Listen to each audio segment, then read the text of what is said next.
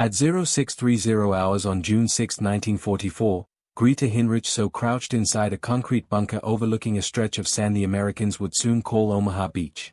He was 20 years old, a farm boy from Lower Saxony, who had never fired a weapon at another human being. In the next 9 hours, that would change in ways he could never have imagined. The bunker was designated Widerstands Nest 62, one of 15 fortified positions along this sector of the Atlantic Wall. So had been assigned there 3 months earlier.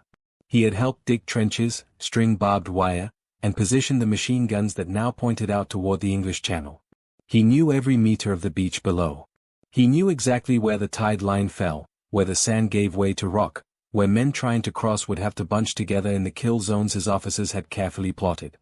Through the morning mist, Sayo watched the horizon fill with ships, hundreds of them, then thousands. He had been told the Atlantic Wall was impregnable. He had been told the Americans were soft, undisciplined, unprepared for real war. He had been told many things.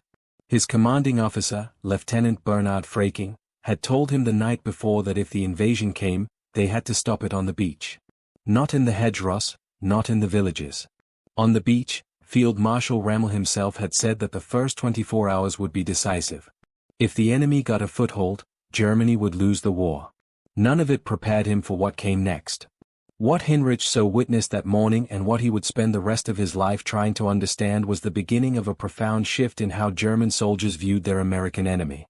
A shift that would transform contempt into confusion, confusion into grudging respect, and respect into something approaching fear.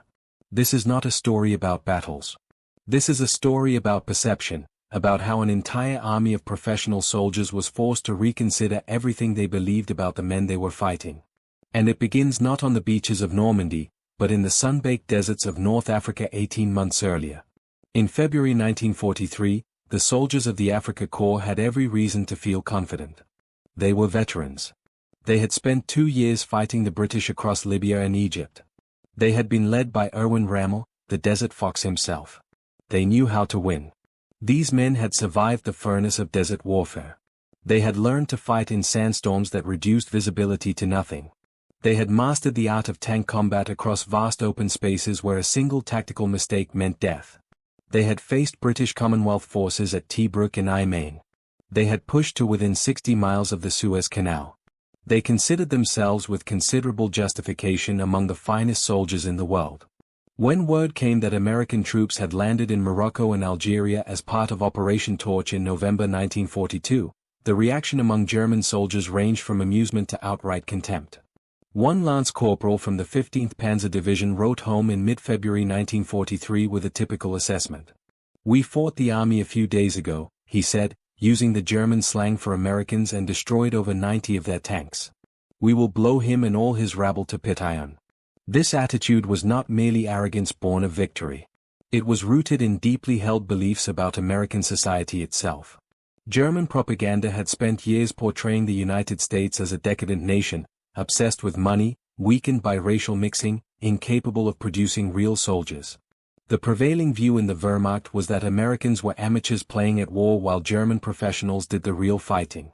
The Battle of Kasserine Pass in February 1943 seemed to confirm everything the Germans believed. RML's forces tore through inexperienced American units, inflicting over 6,000 casualties, including approximately 300 killed, 3,000 wounded, and 3,000 captured. American tanks burned in the Tunisian hills.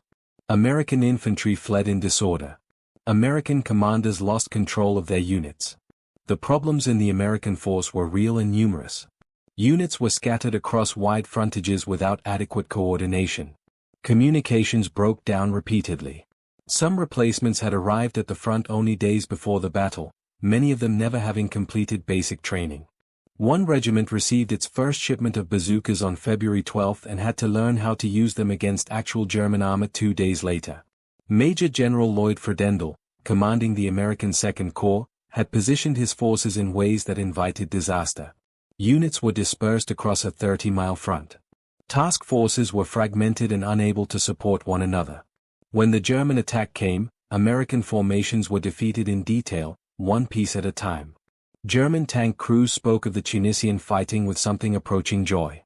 After years of facing the methodical, well-supplied British, They found American units disorganized and easily panicked. Panzers rolled through American positions that should have held. Infantry scattered before German pressure. Officers lost contact with their men. RML himself initially shared his troops' dismissive view. He had studied the American positions, noted the scattered deployment of their forces, and identified what he called fundamental weaknesses in their tactical thinking. The Americans, he believed, were years away from becoming competent soldiers. But something happened during those 5 days at Kasserine that Rommel did not expect. Something that planted the first seed of doubt in German minds about their assessment of American fighting capability. On the 4th day of the battle, American resistance stiffened. Artillery fire, which had been sporadic and poorly coordinated at the start, suddenly became devastatingly accurate. Infantry units that had broken under the initial assault reformed and counterattacked. The withdrawal that RML had expected to become a rout instead became an organized fighting retreat. By February 22, RML made a decision that surprised his own staff. He ordered a withdrawal, not because he had been defeated, but because the Americans were no longer behaving like the beaten enemy he had anticipated. In his personal papers, Rommel later recorded his revised assessment. The tactical conduct of the enemy defense had been first class, he wrote. They had recovered very quickly after the first shock and had soon succeeded in damming up our advance. That phrase "recovered very quickly" would become a recurring theme in German assessments of American forces for the rest of the war. The Germans had expected the Americans to break. Instead, they bent and bounced back. What RML and his officers could not see was the machinery of change already grinding into motion behind American lines. Within weeks of Kasserine, heads began to roll. General Fredendall was relieved of command and replaced by George S. Patton, a vastly different kind of leader. Omar Bradley came in as assistant corps commander. The entire command structure was reorganized. More importantly, the American army learned. Officers who had witnessed the debacle analyzed what had gone wrong and implemented corrections. Units that had been scattered were consolidated. Training programs were intensified. Communication procedures were overhauled. Artillery coordination, which had been sporadic at best, became a priority. The speed of this adaptation shocked German commanders who expected the Americans to require months or years to digest their lessons. Instead, improvements were visible within weeks. At the Battle of Elgeter in late March 1943, just 5 weeks after Kasserine, American forces faced another German attack. This time they held. American artillery shattered German armor columns. Infantry stood its ground. The Germans withdrew, having accomplished nothing.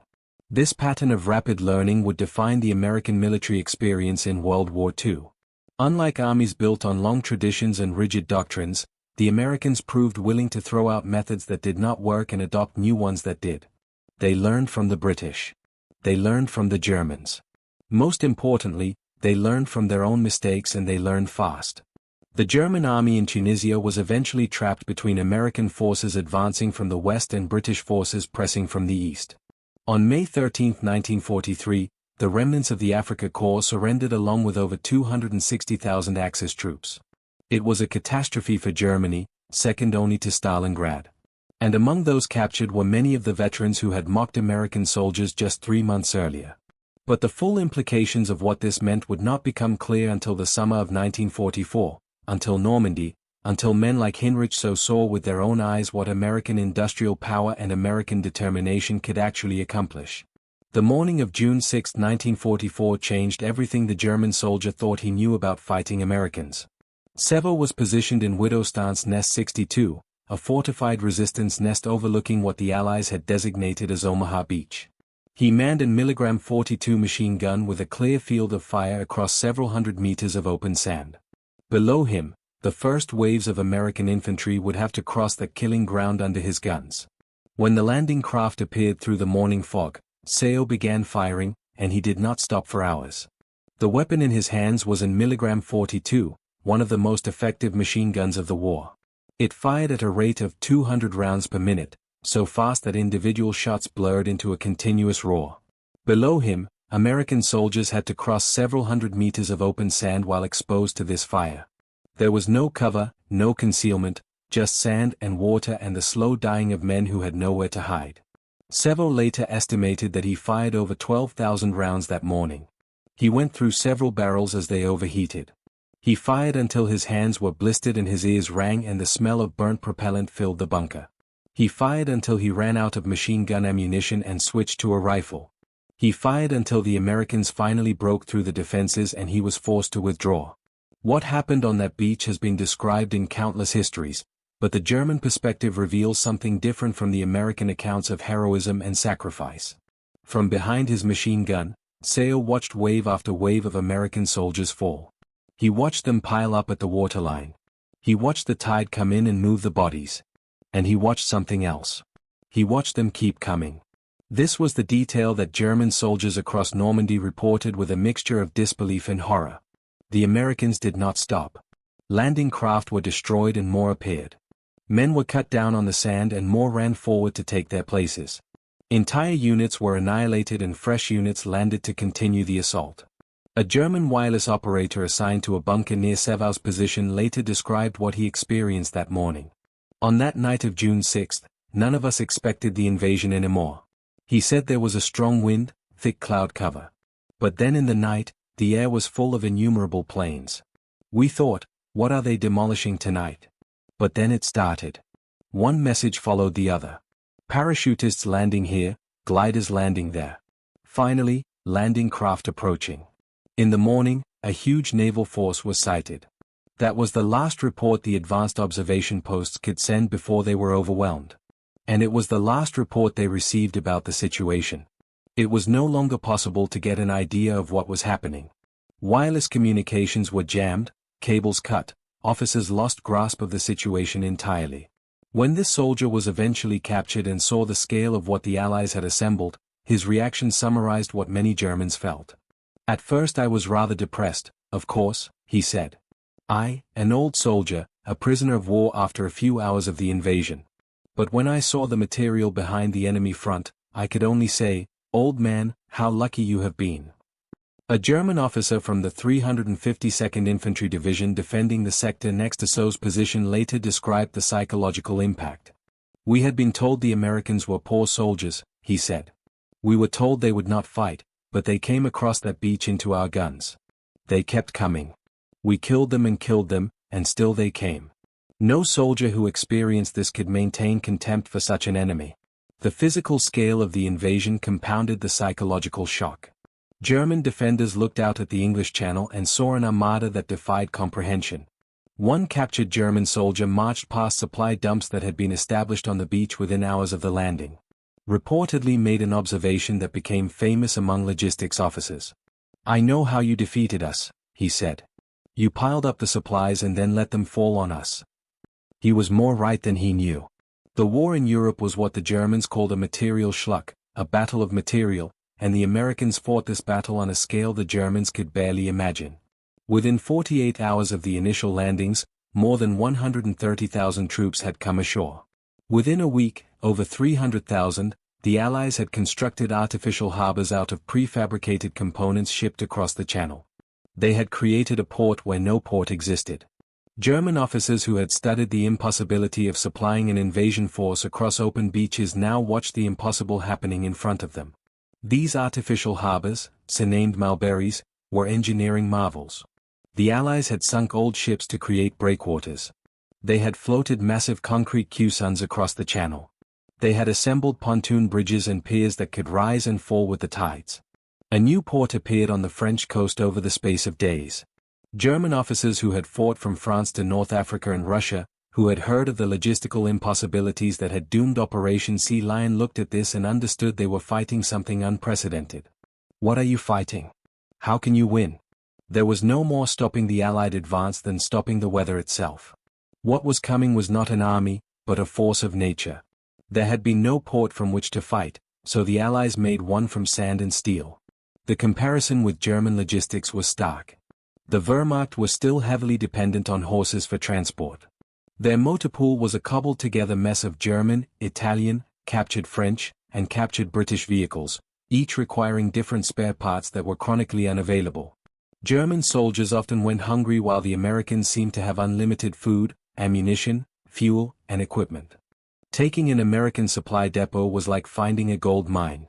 German soldiers who captured American positions were astonished by the abundance. Everything a fighting man needed was organized and waiting.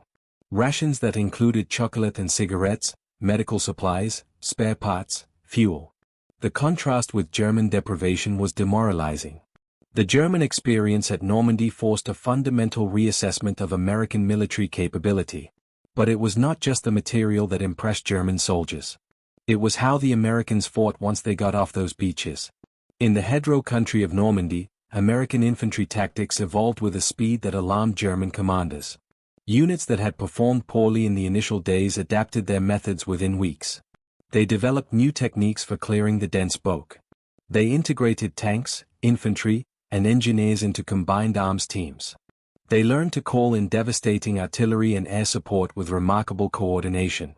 The bowage was terrain ideally suited for defense. Ancient hedgerows, centuries old, divided the Norman countryside into thousands of small fields. Each hedgerow sat atop an embankment thick enough to stop a tank. The vegetation was dense enough to hide machine gun positions. Every field was a potential killing ground. German forces used this terrain expertly. They had dug in, established interlocking fields of fire, and prepared to bleed the Americans for every meter of ground. In the early days after the landings, this strategy worked. American units took heavy casualties trying to push through the hedgerows using tactics designed for more open terrain. But then the Americans adapted someone. The exact origin is disputed. Came up with the idea of welding steel teeth onto the front of Sherman tanks.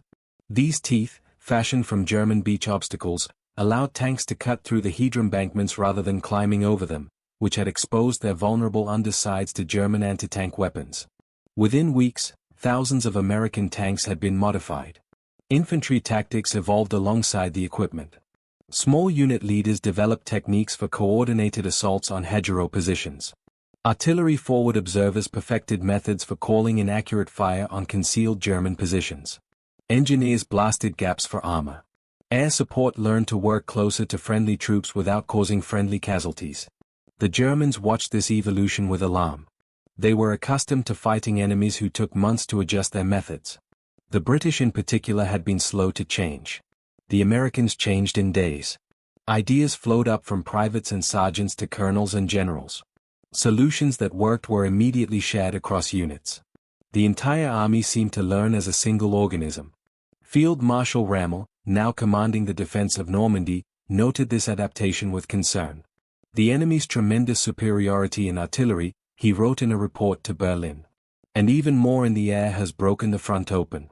Also in evidence is their great superiority in artillery and outstandingly large supply of ammunition. The American artillery system was unlike anything the Germans had faced. It was not just the number of guns, though those numbers were formidable. It was the sophistication of how those guns were employed. American fire direction centers could coordinate multiple batteries to fire simultaneously on a single target in what was called time-on-target missions.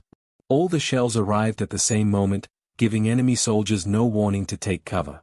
German veterans spoke of American artillery with something approaching reverence. The accuracy was stunning.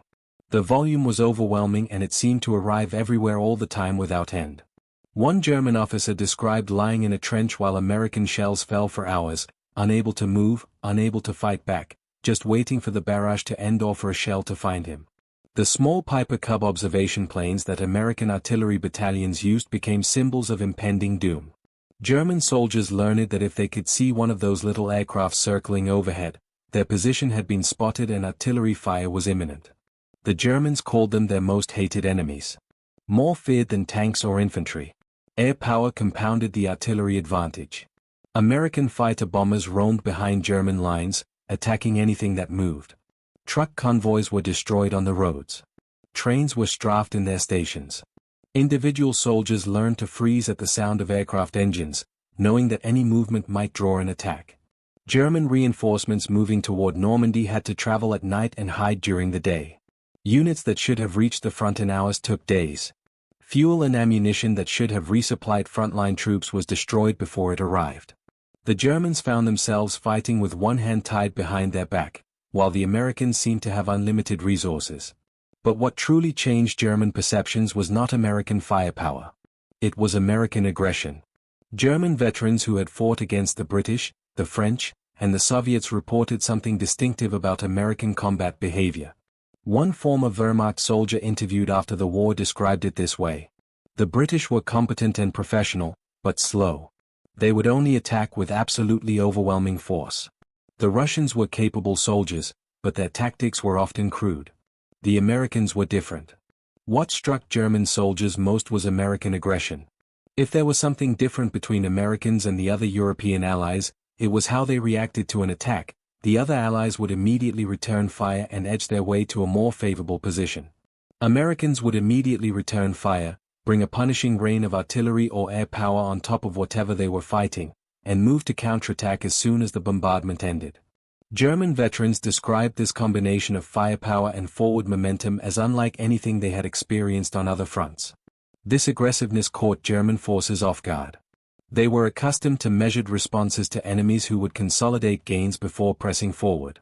The Americans pressed forward immediately. They accepted casualties that would have caused other armies to pause, and they kept attacking. German veterans compared this to nothing they had experienced before. The British would attack methodically with careful preparation and overwhelming force, but they would also stop to reorganize after achieving an objective. The Soviets attacked with mass and disregard for casualties, but often without tactical sophistication. The Americans combined the aggression of the Soviets with the organization of the British and added their own distinctive willingness to improvise. German veterans who survived the Normandy campaign consistently described American tactics as relentless. The tempo never let up. Before defenders could recover from one attack, another would hit them from a different direction. Losses that would have stalled other forces seemed only to fuel American determination. It was exhausting just trying to survive against such constant pressure. This tempo of operations maintained day after day and week after week wore down German defenders. Units that had been at full strength were ground down to shadows. Officers who had survived years of fighting were killed or wounded. The relentless pressure combined with overwhelming firepower and endless supplies created conditions under which effective defense became impossible. At the same time, German soldiers noted a contradiction that confused them. These same aggressive fighters treated prisoners and civilians with a consideration that seemed incompatible with their ferocity in combat. German propaganda had warned soldiers to expect brutality from the Americans. Instead, captured Germans often found themselves offered cigarettes, chocolate, and medical treatment. The contrast between expectation and reality left many prisoners stunned. They had been told Americans would be cruel and vengeful. Instead, they found captives who followed the Geneva Convention, provided medical care, and treated prisoners with a dignity that many had not expected from any enemy. German officers who became prisoners noted the informal relationship between American officers and enlisted men. The lack of rigid hierarchy surprised them. American officers ate with their men, joked with them, and treated them as colleagues rather than subordinates. This informality, which German military culture would have considered a weakness, seemed to produce soldiers who fought with initiative and determination. This combination of combat ferocity and humane treatment created cognitive dissonance for German soldiers. The enemy was simultaneously more aggressive in battle and more civilized in victory than they had expected. The propaganda image of the soft, decadent American had collided with reality, and reality won. By December 1944, German forces in the West had been pushed back to their own borders. Hitler, desperate to reverse the tide, gathered his remaining reserves for one final offensive. Operation Wacht am Rhin would strike through the Ardennes forest. The same route German forces had used to defeat France in 1940. The goal was to split the Allied armies and capture the vital port of Antwerp. The Battle of the Bulge would become the largest battle ever fought by the United States Army, and it would provide the final proof of how completely German perceptions of American soldiers had changed. The offensive was Hitler's personal gamble. Against the advice of his generals, he had gathered virtually every reserve the Wehrmacht could scrape together. 3 armies, over 200,000 men, nearly 1,000 tanks. The goal was audacious. Strike through the same Ardennes forest that had enabled German victory in 1940. Split the Allied armies, capture Antwerp, force the Western Allies to negotiate. German commanders were skeptical. Field Marshal G.R. von Rundstedt and Field Marshal Walter Model both believed the plan was too ambitious given the resources available. Model reportedly told subordinates the plan had no more than a 10% chance of success, but Hitler would hear no objections. The attack would proceed. On December 16, 1944, over 200,000 German troops with nearly 1,000 tanks launched a surprise attack against American positions, thinly spread across 85 miles of the Ardennes. The timing was deliberate. Hitler had waited for weather conditions that would ground Allied aircraft. Heavy fog and snow blanketed the region, neutralizing the air superiority that had devastated German forces in Normandy. The initial assault achieved complete tactical surprise. American units, many of them inexperienced or exhausted from previous fighting, were overwhelmed. In some sectors, German forces advanced 50 miles in the first few days. The surprise was total. Allied intelligence had failed to detect the massive German buildup. Commanders, who should have been alert to the possibility of attack, had convinced themselves the war was nearly won. The Ardennes sector was considered a quiet area, a place to rest weary divisions and train new ones. Some American soldiers were so complacent they called it the Ghost Front. German forces exploited this complacency ruthlessly. Specially trained commandos wearing American uniforms infiltrated behind Allied lines to spread confusion. They changed road signs, cut communications wires, spread false rumors. American security procedures collapsed into chaos as soldiers tried to distinguish real Americans from German infiltrators by asking questions about baseball and state capitals. For a moment, it seemed the old German assessment might be vindicated. American units broke. Thousands surrendered. The most inexperienced division, the 106th Infantry, lost 2 entire regiments, over 7,000 men in one of the largest mass surrenders in American military history. But then something happened. Something that crystallized everything German soldiers had learned about their enemy over the previous 2 years. American forces at the crossroads town of Bastogne refused to retreat. Surrounded by German forces demanding their surrender, Brigadier General Anthony McAuliffe sent back a one-word reply. Nuts. That single word communicated something the Germans had come to understand through bitter experience. The Americans would not break. They would not quit. They could be killed. But they could not be made to stop fighting. The defense of Bastogne became legendary. The town sat at the junction of 7 roads, making it essential for German logistics. Without Bastogne, the German offensive could not be sustained. So the Germans demanded surrender and the Americans refused. Inside the perimeter, conditions were desperate. The 101st Airborne Division, which had been rushed to bone, was low on ammunition, food, and medical supplies. Wounded men lay in makeshift hospitals without adequate care. The weather was brutal with temperatures well below freezing and snow falling constantly. German forces surrounded the town completely. Yet the defenders held. When German attacks tested the perimeter, American paratroopers threw them back. When ammunition ran low, soldiers scred from the dead and captured enemy weapons. When artillery support seemed impossible, forward observers found ways to call in fire from guns that should not have been able to reach. The defense was resourceful, determined, and utterly stubborn. On December 26, elements of General George Patton's Third Army broke through to Bastogne. The relief force had traveled over 150 miles in winter conditions, fighting through German resistance the entire way. This movement executed in just days was considered one of the most remarkable achievements of American logistics and leadership in the entire war. At the critical road junction of St. Vith, American armored forces held out for 6 days against overwhelming odds, buying time for Allied forces to organize a response. Small units of engineers and infantry delayed German spearheads by defending crossroads they had no realistic hope of holding. Soldiers burned or moved critical gasoline stocks to keep them from German tanks that were desperately short of fuel. The speed and accuracy with which American artillery responded to the offensive astonished German commanders. Units that had been in disarray 48 hours earlier were suddenly delivering coordinated fire that shattered German formations. At Elsenborn Ridge in the northern sector of the Bulge, American forces massed almost 350 guns and created what German soldiers described as a wall of steel. The 6th SS Panzer Army, Hitler's elite formation, literally ran into this wall. Their advance stopped cold. When the weather cleared on December 23, American air power entered the battle. The impact was devastating.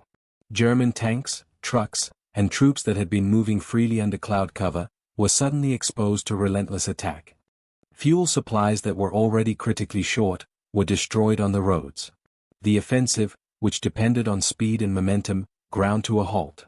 Fighter bombers appeared in waves. P-47s carrying bombs and rockets attacked German armor columns. C-47 transports dropped supplies to besieged Bastogne. Medium bombers hit German supply depots and rail lines. The sky, which had protected the German advance for days, now became their enemy. German soldiers who had experienced the full weight of Allied air power in Normandy recognized immediately what this meant. The window of opportunity was closing. Without fuel, tanks became steel coffins. Without ammunition, artillery fell silent. Without supplies, men starved and froze. The fuel shortage became critical. German tanks, the heart of the offensive, could not move. Some crews drained fuel from one vehicle to enable another to advance. Others abandoned their machines entirely, unable to refuel them. The 116th Panzer Division reached the end of the battle without a single operational tank because there was no fuel to run them. By mid-January 1945, the Bulge had been eliminated. German losses exceeded 100,000 killed, wounded, or missing. More importantly, the Wehrmacht had expended its last reserves. There would be no more offensives, no more counterattacks, only retreat. The human cost was staggering on both sides. American casualties exceeded 80,000, including over 19,000 killed. It was the costliest single battle in American history. But while American losses could be replaced, German losses could not. The men, the tanks, the fuel, the ammunition expended in the Ardennes represented resources Germany could never recover. British Prime Minister Winston Churchill called the Battle of the Bulge undoubtedly the greatest American battle of the war. German soldiers who survived it came away with a different kind of assessment. They had seen an army that could absorb a devastating surprise attack, stabilize its lines, and counterattack with overwhelming force, all within the span of a few weeks. When one German armored commander was asked what he thought of the American soldier now, his answer was brief. "What is the point in this? I have a wife and children." The question contained its own answer. Against an enemy with unlimited resources, unlimited determination, and the demonstrated ability to recover from any setback, continued resistance was futile. By spring 1945, German soldiers were surrendering in unprecedented numbers. Over 317,000 were captured in the Ruhr pocket alone.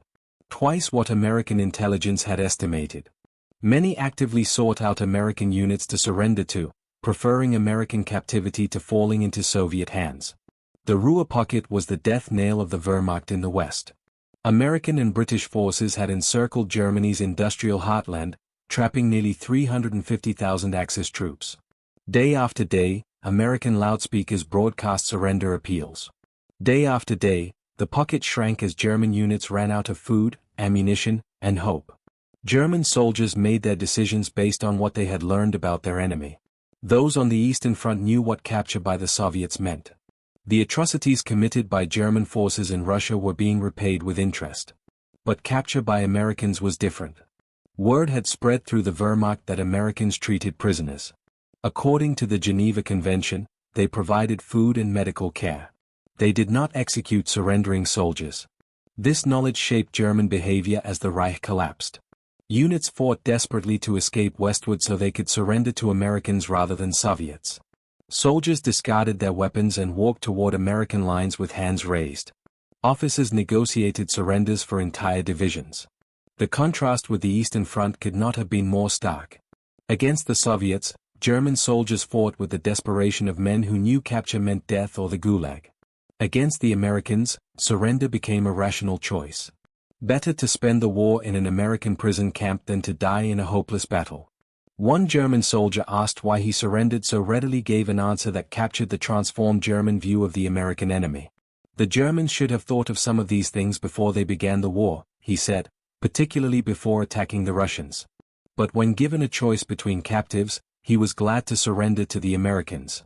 In 2017, a German man named Gar Gray, then 91 years old, rode an electric bicycle onto Joint Base Lewis McChord in Washington state. He had made this journey to say thank you.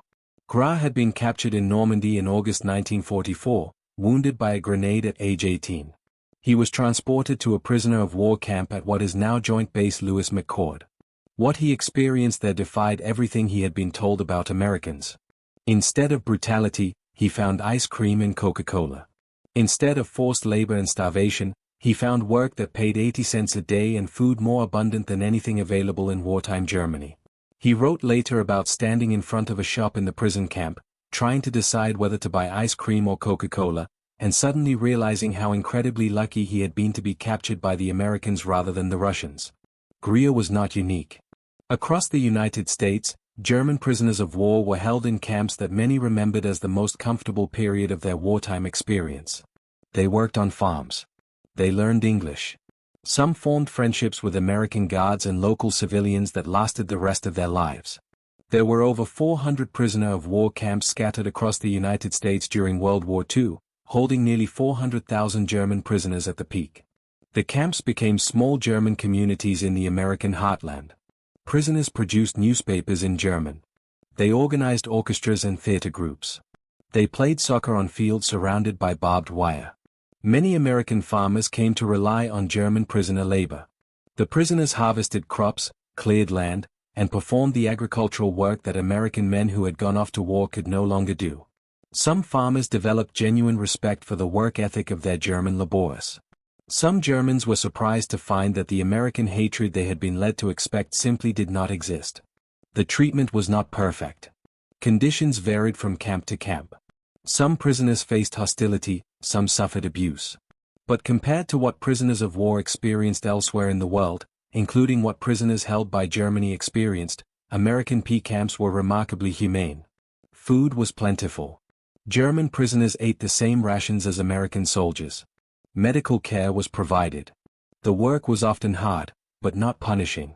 Education programs were available. Religious services were permitted. The contrast with the starvation, brutality, and murder that characterized German P camps for Soviet prisoners was absolute. Some German prisoners actually gained weight during their captivity. This detail, trivial in itself, became symbolic of the American approach. The Americans had resources to burn. They could afford to treat even their enemies well.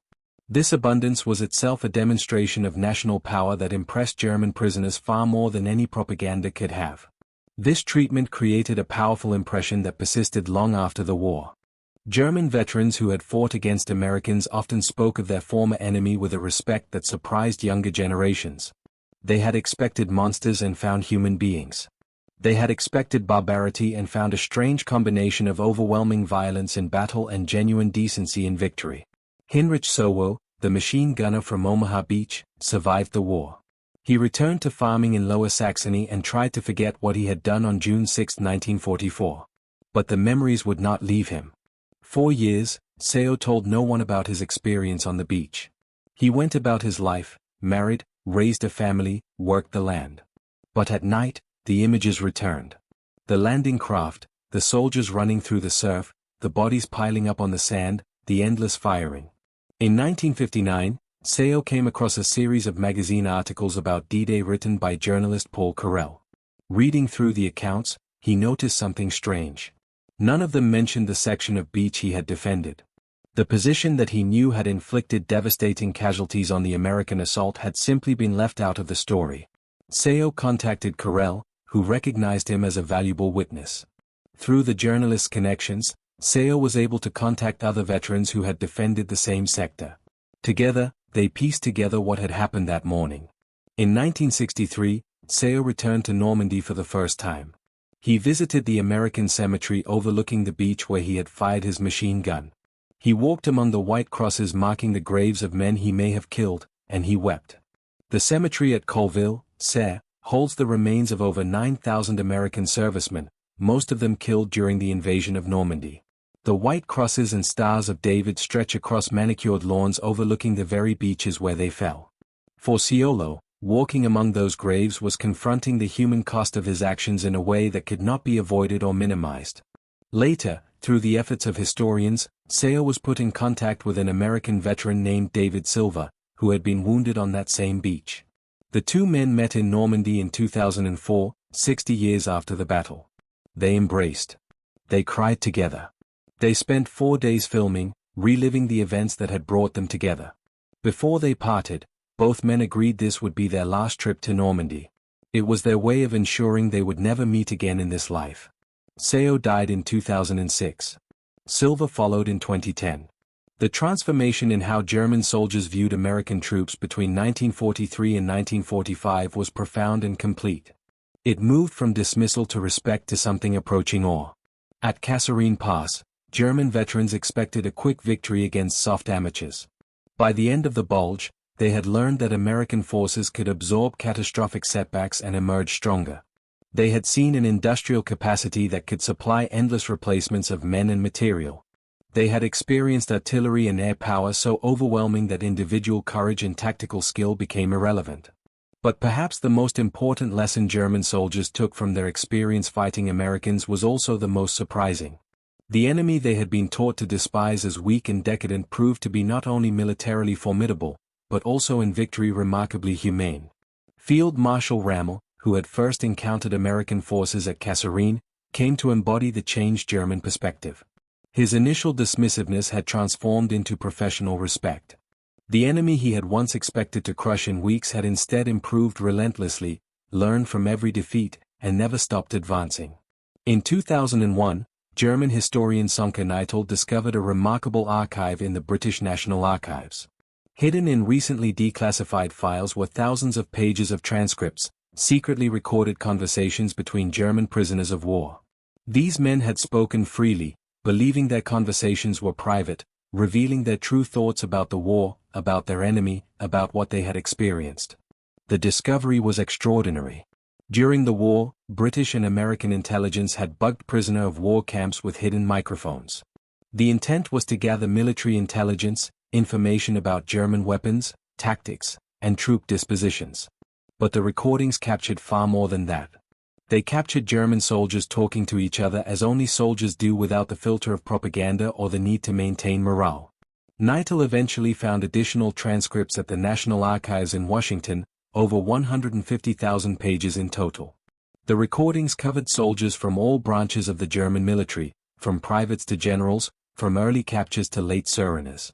Together, they provided an unprecedented window into the German soldier's mind.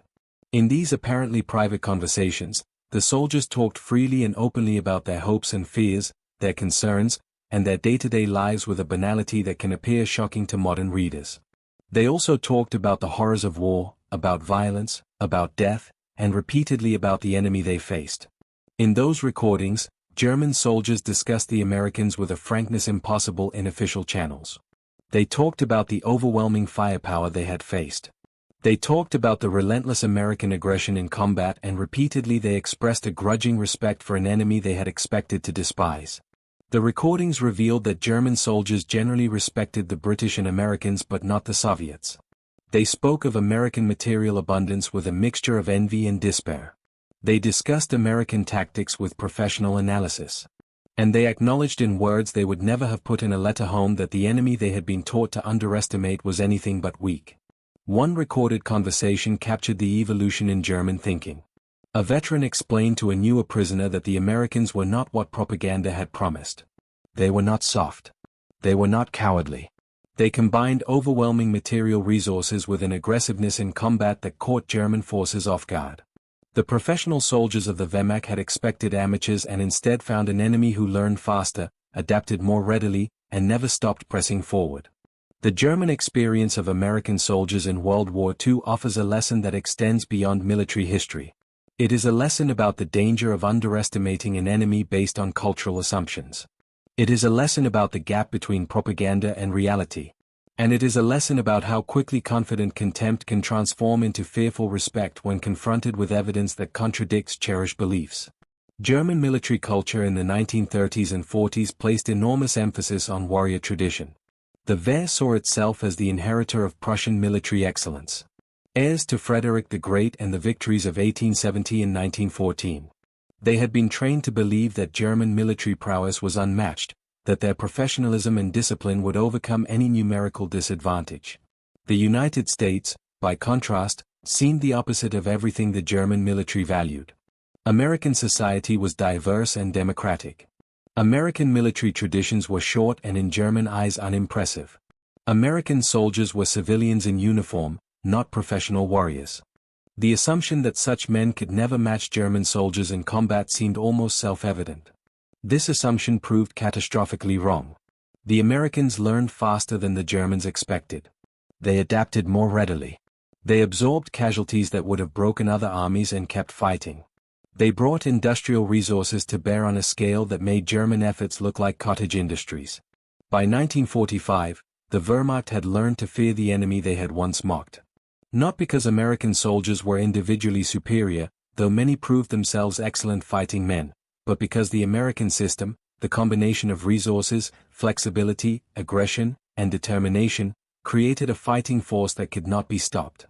The German soldiers who faced Americans between 1943 and 1945 learned that lesson the hard way. They paid for their initial dismissiveness in blood. By the end, the Wehrmacht had lost nearly 600,000 men as prisoners in the West alone, most to American forces. When the guns finally fell silent in May 1945, over 1 million American soldiers stood on German soil. They had crossed an ocean, broken through the Atlantic Wall, fought through the hedgerows and forests and mountains of Western Europe, and defeated an enemy that had conquered most of a continent. The journey from Kasserine to Berlin had taken just over 2 years. In that time, the American army had transformed from an inexperienced force that could be routed by veteran German units into a juggernaut that crushed everything in its path. The Germans had watched this transformation happen, had been on the receiving end of it, and had learned painful lessons about the danger of underestimating an enemy. The material imbalance alone was staggering. American factories produced nearly 50,000 Sherman tanks during the war, more than Germany's entire tank production across all types. American shipyards launched more tonnage in a single month than the Germans could sink in a year. American training programs turned out pilots faster than the Luftwaffe could shoot them down. The numbers were simply insurmountable, but numbers alone did not defeat Germany. Far greater numbers of men and still struggled against the Wehrmacht for years. What made the Americans different was the combination of abundance with adaptability, resources with willingness to learn, overwhelming force with tactical flexibility. German soldiers noticed all of these qualities. They noticed that American units which performed poorly one day performed better the next. They noticed that American solutions to tactical problems spread rapidly through the army. They noticed that American commanders were willing to try new approaches rather than clinging to doctrine that was not working. This flexibility more than any single weapon or tactic made the Americans dangerous. The German soldiers who witnessed this transformation carried their memories for the rest of their lives. Some like Göring came to feel gratitude toward their former enemy. Others like Heinrich Seeau carried guilt and sorrow that never fully healed. All of them had been forced to abandon the comfortable certainties of propaganda and confront an uncomfortable truth. The Americans were not what they had been told. They were something far more formidable. And by the time German soldiers understood this, it was far too late. That is the lesson that emerges from the German experience of American soldiers in World War II. Perceptions formed in ignorance can persist only until they collide with reality. And when that collision occurs, the awakening is often brutal, final, and irreversible. The veterans who survived that collision on both sides spent the rest of their lives processing what they had experienced. Some found reconciliation, like Seeau and Silva meeting 60 years after trying to kill each other. Some found peace, like Greyway riding his bicycle across an ocean to say thank you. Some never recovered, haunted by memories that no amount of time could diminish. But all of them, German and American alike, knew something that can only be learned through direct experience. They knew what war truly costs. They knew what men are capable of, both the worst and the best. And they knew that the enemy they had been taught to hate was in the end made of the same flesh and blood and hopes and fears as themselves. If you found this exploration of history compelling, please take a moment to like this video. It helps us share more of these untold perspectives from the Second World War. Subscribe to stay connected with these hidden stories from history. Each one deserves to be remembered, and we would love to hear from you. Leave a comment below telling us where you are watching from. Our community spans the globe from veterans to history enthusiasts, and you are part of something special here. Thank you for watching, and thank you for keeping these stories alive.